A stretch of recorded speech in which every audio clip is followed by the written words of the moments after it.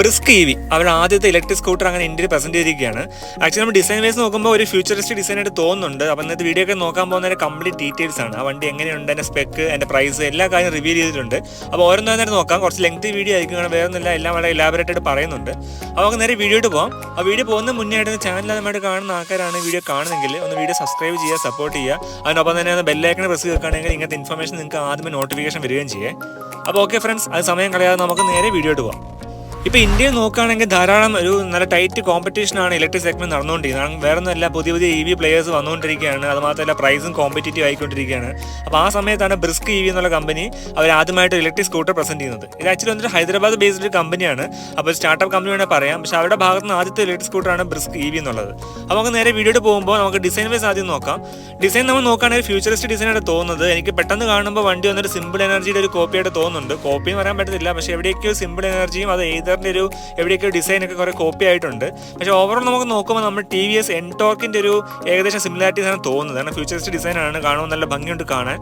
പിന്നെ വേറൊരു കാര്യമുള്ളത്, അതിൻ്റെ ഫ്ലോർ ബോർഡ് വന്നിട്ട് കുറച്ചും കൂടി ബ്രോഡറാണ്. വേറെ കാരണമൊന്നുമല്ല, അതിൻ്റെ ബാറ്ററി പാക്ക് വന്നിട്ട് ഇപ്പോൾ ഫ്ലോർ ബോർഡിലേക്കാണ് ഇരുന്നിട്ടുള്ളത്. അപ്പോൾ അത് കാരണം കുറച്ചും കൂടി കട്ടി കൂടുതൽ നമുക്ക് ഫ്ലോർ ബോർഡിൽ തോന്നുന്നുണ്ട്.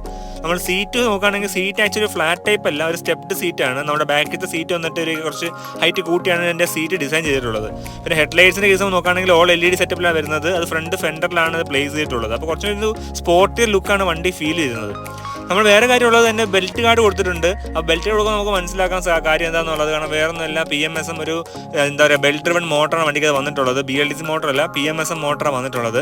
ഈ വണ്ടി വന്നിട്ട് 6 കളർ ഓപ്ഷൻസിലാണ് വരുന്നത്. Silver, blue, green, red, white, black. അതിൽ ബ്ലാക്ക് ആണ് കുറച്ചും കൂടി കാണാൻ ഭംഗിയായിട്ട് എനിക്ക് പേഴ്സണലി തോന്നുന്നത്. ശരിക്കും പറയുകയാണെങ്കിൽ ഡിസൈൻ ഒരു സബ്ജക്റ്റീവ് പാർട്ടാണ്. ഓരോ ആൾക്കാർക്ക് ഓരോ പ്രിഫറൻസ് ആണ്. എനിക്കത് പേഴ്സണലി ബ്ലാക്ക് ഇഷ്ടപ്പെടുന്നത് മാത്രമേ ഉള്ളൂ. നമ്മൾ അടുത്ത് വീലിൻ്റെ കേസ് നോക്കുകയാണെങ്കിൽ വണ്ടിക്കകത്ത് ഉപയോഗിച്ചുള്ള 12 ഇഞ്ചിൻ്റെ ഒരു അലോയ് വീൽസാണ് വന്നിട്ടുള്ളത് ഫ്രണ്ടിലും ബാക്കിലും. അതിൽ ഫ്രണ്ടിൽ ടയർ സെക്ഷൻ നമ്മൾ നോക്കുകയാണെങ്കിൽ 90/90 ടയർ സെക്ഷനാണ് വന്നിട്ടുള്ളത്. നേരെ ബാക്ക് നോക്കുകയാണെങ്കിൽ 100/80 ടയർ സെക്ഷനാണ് വന്നിട്ടുള്ളത്. നമുക്ക് ഫ്രണ്ടിൽ വന്നിട്ട് ഡിസ്ക് ബ്രേക്ക് വരുന്നുണ്ട്. ബാക്കിൽ നോക്കുമ്പോൾ ഡ്രം ബ്രേക്ക് സെറ്റപ്പിലാണ് വണ്ടി വരുന്നത്. പിന്നെ ഇപ്പോൾ ഉള്ള പോലെ എല്ലാ വണ്ടിക്കകത്തുള്ള പോലെ കോംബി ബ്രേക്കിംഗ് സിസ്റ്റം പ്രൊവൈഡ് ചെയ്തിട്ടുണ്ട്. അടുത്ത നമ്മൾ ഇൻസ്ട്രുമെന്റേഷൻ ക്ലാസ് നോക്കുകയാണെങ്കിൽ ഇത് വന്നിട്ടുള്ളത് 7 ഇഞ്ചിൻ്റെ ഒരു TFT ടച്ച് സ്ക്രീനാണ് വന്നിട്ടുള്ളത്. അതിൽ സ്മാർട്ട് ഫോൺ ഫീച്ചേഴ്സ് ഉണ്ട്, ഓൺ ബോർഡ് നാവിഗേഷൻ വരുന്നുണ്ട്. നാവിഗേഷൻ വന്നിട്ട് ഗൂഗിൾ മാപ്സ് അല്ല, മാപ്പ് മൈ ഇന്ത്യ എന്നുള്ളൊരു മാപ്പാണ് വന്നിട്ടുള്ളത്. പിന്നെ ഫൈൻഡ് മൈ വെഹിക്കിൾസ് ഉണ്ട്. പിന്നെ ഇപ്പോഴത്തെ ഇറങ്ങിയിട്ടുള്ള ഓൾമോസ്റ്റ് എല്ലാ ഫീച്ചേഴ്സും വണ്ടിക്കകത്ത് വന്നിട്ടുണ്ട്. അപ്പോൾ നമുക്ക് ടെക്നിക്കലി അഡ്വാൻസ്ഡ് വണ്ടി എന്ന് തന്നെ പറയാം. പിന്നെ ഓൾറെഡി പറഞ്ഞ പോലെ ഫുൾ LED സെറ്റപ്പിലാണ് ലൈറ്റ്സ് വരുന്നത്. ഫ്രണ്ടും ബാക്കും എല്ലാം ഫുൾ LED സെറ്റപ്പിലാണ്. അപ്പോൾ ഓവറോ വണ്ടി കാണാൻ നല്ല ഭംഗിയുണ്ട്. പിന്നെ വണ്ടിക്കകത്ത് ഫിസിക്കൽ കീയാണ് പ്രൊവൈഡ് ചെയ്തിട്ടുള്ളത്. നമുക്ക് പ്രോക്സിമിറ്റി, ലോക്ക്, അൺലോക്ക് ഫെസിലിറ്റി അങ്ങനെയൊന്നും ഇല്ല. FOB കീ അങ്ങനത്തെ ഫെസിലിറ്റീസ് ഒന്നും ഇല്ല. ജസ്റ്റ് ഫിസിക്കൽ കീ മാത്രമേ കൊടുത്തിട്ടുള്ളൂ. അടുത്ത നമ്മൾ ബാറ്ററി പാക്കിൻ്റെ കേസ് നോക്കുകയാണെങ്കിൽ 4.5 കിലോവാട്ടിൻ്റെ ബാറ്ററി പാക്കാണ് വന്നിട്ടുള്ളത്. അതിൽ IDC റേഞ്ച് കമ്പനി ക്ലെയിം ചെയ്യുന്നത് 200 കിലോമീറ്ററാണ്. അപ്പോൾ അത്യാവശ്യം റീസണബിൾ റേഞ്ചും കമ്പനി പ്രൊവൈഡ് ചെയ്യുന്നുണ്ട്. നമ്മൾ മോട്ടറിൻ്റെ കേസ് നോക്കുകയാണെങ്കിൽ PMSM ഒരു മിഡ് ഡ്രൈവ് മോട്ടറാണ് വന്നിട്ടുള്ളത്. അതിൽ നോമിനൽ പവർ എന്ന് പറയുന്നത് 3.3 കിലോവാട്ടും അതുപോലെ പീക്ക് പവർ എന്ന് പറയുന്നത് 6.5 കിലോവാട്ടാണ് പ്രൊഡ്യൂസ് ചെയ്യുന്നത്. നമുക്ക് 22 ന്യൂട്ടൺ മീറ്റർ ടോർക്കും പ്രൊഡ്യൂസ് ചെയ്യുന്നുണ്ട്. നമുക്ക് 0 to 40 അച്ചീവ് ചെയ്യാൻ വേണ്ടി 3.6 സെക്കൻഡ്സ് മതി.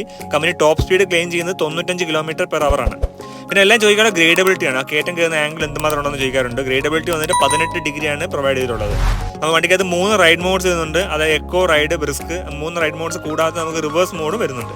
നമുക്ക് 0 to 100% ബാറ്ററി ചാർജ് ചെയ്യാൻ എടുക്കുന്ന സമയം 7 മണിക്കൂറാണ്. അത് 750 വാട്ട്സിൻ്റെ ചാർജറും പ്രൊവൈഡ് ചെയ്തിട്ടുണ്ട്.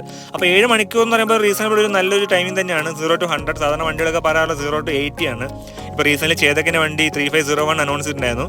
അതിന് 0 to 80 അച്ചീവ് ചെയ്യാൻ വേണ്ടി നമുക്ക് 3 മണിക്കൂർ മതി. പക്ഷേ വേറെ കാര്യമുള്ളത് അതിൽ ഫാസ്റ്റ് ചാർജറാണ്. അതായത് 950 വാട്ട്സിൻ്റെ ചാർജർ പ്രൊവൈഡ് ചെയ്തിട്ടുള്ളത്. നേരെ മറിച്ച് ഈ വണ്ടിക്കകത്ത് 0 to 100 അച്ചീവ് ചെയ്യാൻ വേണ്ടി 7 മണിക്കൂർ വേണം. 165 mm ആണ് ഗ്രൗണ്ട് ക്ലിയറൻസ് ഉള്ളത്.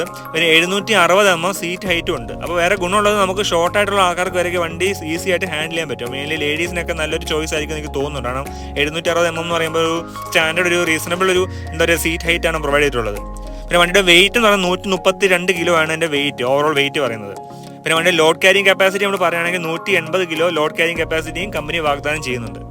അടുത്ത നമ്മൾ വാറണ്ടിയുടെ കേസ് നോക്കുകയാണെങ്കിൽ മോട്ടറിന് വന്നിട്ട് 3 വർഷവും 36,000 കിലോമീറ്ററാണ് മോട്ടറിന് വാറണ്ടി പറയുന്നത്. നേരെ മറിച്ച് ബാറ്ററി ആണെങ്കിൽ നമുക്ക് 3 വർഷവും 30,000 കിലോമീറ്റർ ഉണ്ട്. സ്റ്റാൻഡേർഡ് ആയിട്ട് 3 വർഷം 30,000 കിലോമീറ്റർ വാറണ്ടി കമ്പനി പ്രൊവൈഡ് ചെയ്യുന്നുണ്ട്. അത് നിങ്ങൾക്ക് എക്സ്റ്റെൻഡ് ചെയ്യാം. നിങ്ങൾക്ക് 5 വർഷം 60,000 കിലോമീറ്റർ ആണ് എക്സ്റ്റെൻഡ് ചെയ്യാൻ പറ്റും. അടുത്ത നമുക്ക് പ്രൈസിൻ്റെ കേസ് നോക്കുകയാണെങ്കിൽ എല്ലാ കാര്യം പ്രൈസ് തന്നെയാണ്. ആ വണ്ടിയുടെ എക്സ്ഷോറൂം വില എന്ന് പറയുന്നത് 1,39,000 രൂപയാണ്. പക്ഷേ അവിടെ ഒരു ട്വിസ്റ്റ് ഉണ്ട്. കാരണം വേറെ ഒന്നല്ല, നമുക്ക് ചാർജർ വാങ്ങിക്കണമെങ്കിൽ 750 വാട്ട്സിൻ്റെ ചാർജർ നിങ്ങൾക്ക് വാങ്ങിക്കണമെങ്കിൽ നിങ്ങൾ അഡീഷണൽ പേയ്മെൻറ്റ് ചെയ്യേണ്ടി വരും. അപ്പോൾ അങ്ങനെ നോക്കുമ്പോൾ വണ്ടിയുടെ വില വീണ്ടും കൂടും. അപ്പോൾ ആക്ച്വലി കുറച്ച് ഓവർ പ്രൈസ്ഡ് ആണ്, കുറച്ചല്ല കുറച്ചധികം ഓവർ പ്രൈസ്ഡ് എനിക്ക് പേഴ്സണലി തോന്നുന്നുണ്ട്. കാരണം വേറെ ഒന്നുമല്ല, വണ്ടിയുടെ വില വന്നിട്ട് 1,30,000 രൂപ എന്നൊക്കെ പറഞ്ഞിട്ട് ചാർജർ നമ്മൾ വീണ്ടും അഡീഷണൽ പേയ്മെന്റ് ചെയ്യേണ്ടി വരും. അപ്പോൾ വണ്ടിയുടെ വില വീണ്ടും കൂടും.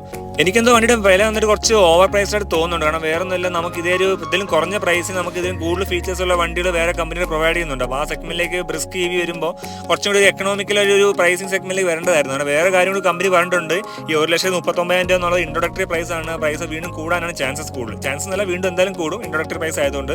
അപ്പോൾ അങ്ങനെ നോക്കുമ്പോൾ കുറച്ച് ഓവർ പ്രൈസ് എനിക്ക് തോന്നുന്നുണ്ട്. അപ്പോൾ നിങ്ങളുടെ അഭിപ്രായം നിങ്ങൾക്ക് കമന്റ് ബോക്സിൽ പറയാം.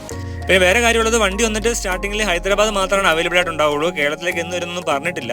അപ്പോൾ എന്തായാലും എനിക്ക് വണ്ടി കുറച്ചൊരു ഓവർ പ്രൈസ് ആയിട്ട് തോന്നുന്നുണ്ട്. അപ്പോൾ എന്തോ എൻ്റെ പേഴ്സണൽ ഒപ്പീനിയൻ മാത്രമായിരിക്കാം. അപ്പോൾ എനിക്ക് തോന്നുന്നു അങ്ങനെ കുറച്ച് വില കൂടുതലാന്ന് തോന്നുന്നു, കുറച്ച് എക്കണോമിക്കലായിട്ട് വണ്ടി പ്ലേസ് ചെയ്യാമെന്ന് എനിക്ക് തോന്നുന്നുണ്ട്. അപ്പോൾ ഓക്കെ ഫ്രണ്ട്സ്, ഒരു ക്വിക്ക് വീഡിയോ ആയിരുന്നു. അപ്പോൾ നിങ്ങൾക്ക് വീഡിയോ ഇഷ്ടപ്പെടുന്നിരിക്കുന്നു. ഇഷ്ടപ്പെടാത്ത തീർച്ചയായും ലൈക്ക് ചെയ്യാൻ മറക്കല്ല. അത് നിങ്ങൾ ചാനൽ ആദ്യമായിട്ട് കാണുകയാണെങ്കിലും സബ്സ്ക്രൈബ് ചെയ്യുക, സപ്പോർട്ട് ചെയ്യുക. അപ്പോൾ ബെല്ലൈക്കൺ പ്രസ് വെക്കുകയാണെങ്കിൽ ഇങ്ങനത്തെ ഇൻഫർമേഷൻ ആദ്യം നോട്ടിഫിക്കേഷൻ വരികയും ചെയ്യുക.